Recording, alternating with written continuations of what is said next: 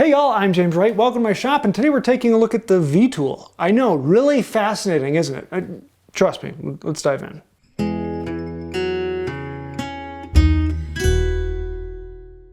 This is a V tool. It's shaped like a V, kind of obvious, but a V tool is what does most carving for me. No, I'm serious. I use this tool more than any other carving tool when I'm doing carving. That's because of the type of carving I do. If you're going to be doing other carving, you're going to use other tools. But for me, a V tool is one of the most friendly. It's usually the one I suggest most people start with. Other than bench chisels, which you can do all the surface carving you want to do with bench chisels, a V tool is kind of the next step.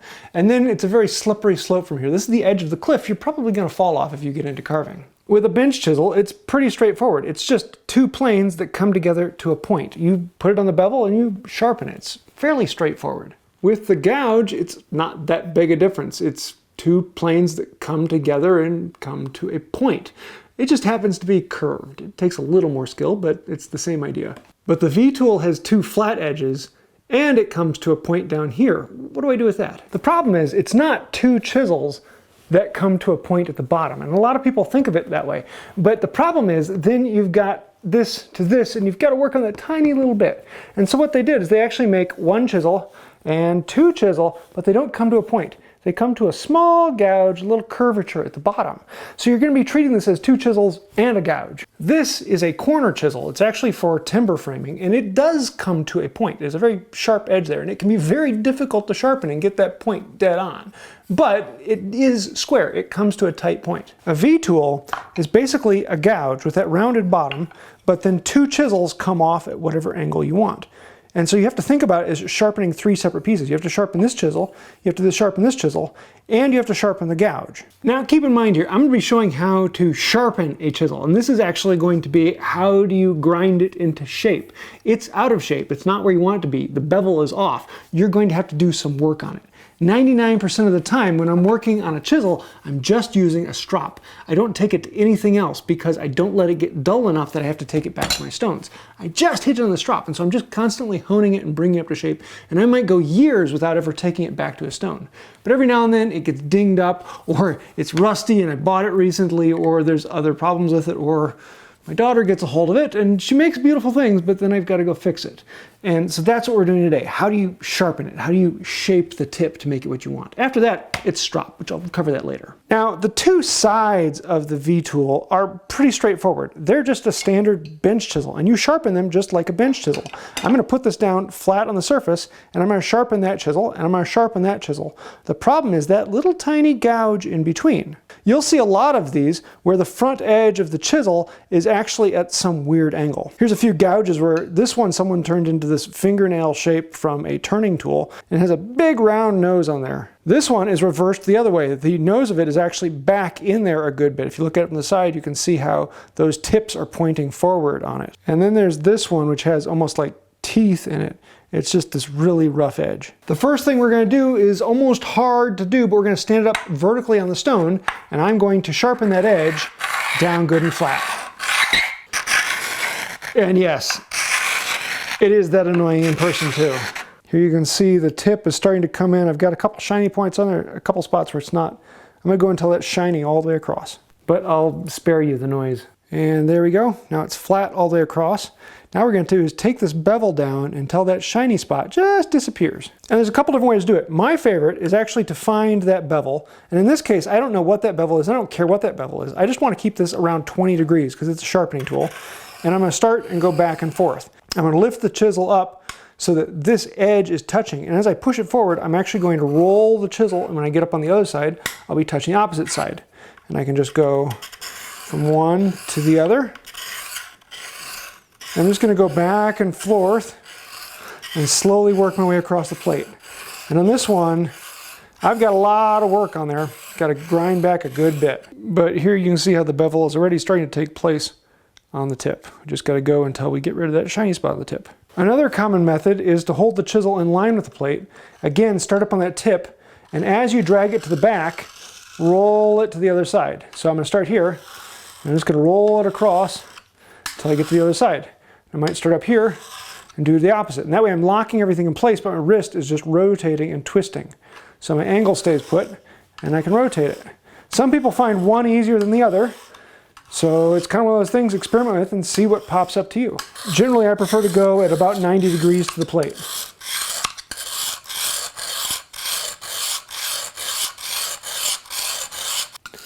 This is a good chance to put one of these new Zim Blue blocks to the test. Let's see what these can do. Now I've got a coarse bevel on there, a flat nose, and I have gotten rid of that dull spot on the nose. What we have now is a burr that's actually sticking up and coming inside that gouge, so we need to clean that out. I could use the diamond wave, but the inside curvature on this is so small I can only use the last quarter inch or so of it, and that's really annoying. So normally what I do is I grab a dowel and I wrap sandpaper around it and I find the dowel that fits, but it needs to be smaller than quarter inch. So what I'm going to do is take a screwdriver that's the right size, wrap it in the sandpaper, and now I can come in, and with that being the right size, now I can get the inside of that. So there, now it's shaped and ready to sharpen. Now we're going to do the same thing and take it through the grits, but this one's not going to take as much. It's just going to take a few strokes on each one. And I don't need to do the inside in between each one. I'm just cleaning this up and getting that burr back. And we continue up through the grits until we get to the strop. Before hitting the strop though, I want to get rid of that burr on the inside we've created from all the others. And so sometimes it's nice to have a spare strop on the side here that I can bend to fit my shape.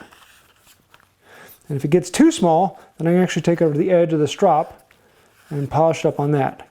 That'll just bend that burr back out, and then we can take it over here and we can do the final polish. The exact same maneuver we did before, just on a strop. Mirror polish, nice and sharp. Last little bit on the inside. Now this is white oak. This isn't pine or anything easy. This is white oak. And in here,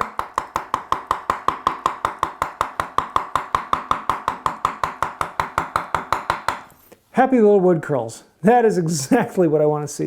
I want to see something that is fully controllable.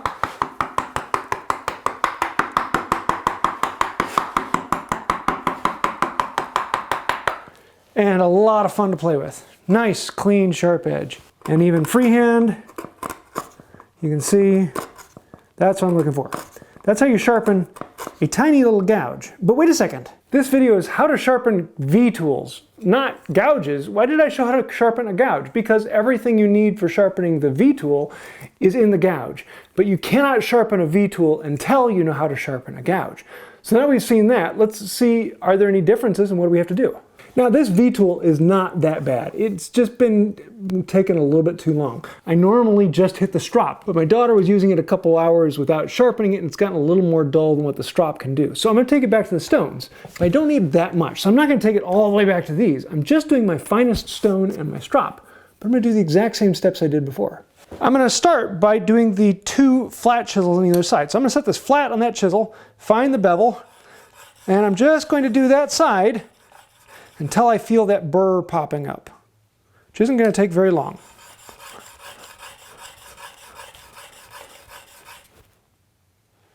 That's all it needs. Then roll over. I'm going to do the other chisel side. After a few seconds, we now have the bevel on both sides of these nice and clean and sharpened up. Now we want to do that gouge in the middle. And so we're just going to start from the bevel up here, and I'm going to drag it back and roll it from one side to the other. And because this gouge is so small and so tiny, that's all it needs. Those 3 or 4 passes, just going to see if I get, no, I need one more.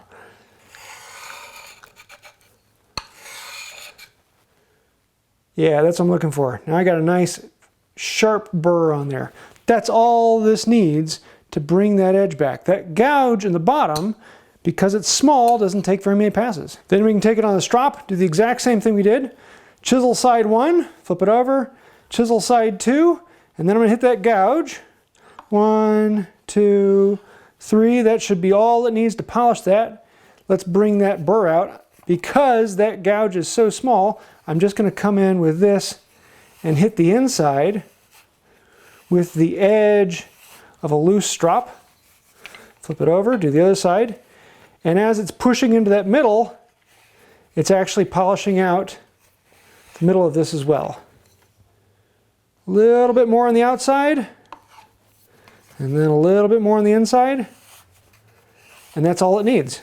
And over here on the oak, just going to follow a couple lines here.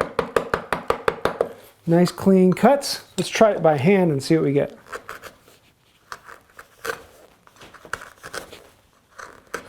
Letting it slide as it scoops out. Getting really nice clean gouges in there. That's what I'm looking for. Nice, clean, sharp, giving me what I want. Carving chisels can be a bit scary, but if you understand how they're made and what they are, it becomes fairly straightforward. Once you master how to sharpen a gouge, you can master anything in the shop because everything is just a chisel. Sometimes though the chisel might be folded and bent and twisted into weird shapes, but it's still just a chisel. Now I know this caused a whole bunch of questions and ideas. Throw those down in the comments down below. I will read through and answer as many of them as I can get to. And really that helps with the channel. Thank you for that. Like, comment, share, subscribe, you know all that. But I really want to say a huge thank you to all the names scrolling over here. Those are some of the fantastic, wonderful, and benevolent people over on Patreon. And without patrons, we wouldn't be here. You guys are the ones that sponsor this channel and make it happen. So thank you for that. If you'd like to find out more about that, you know what to do down below.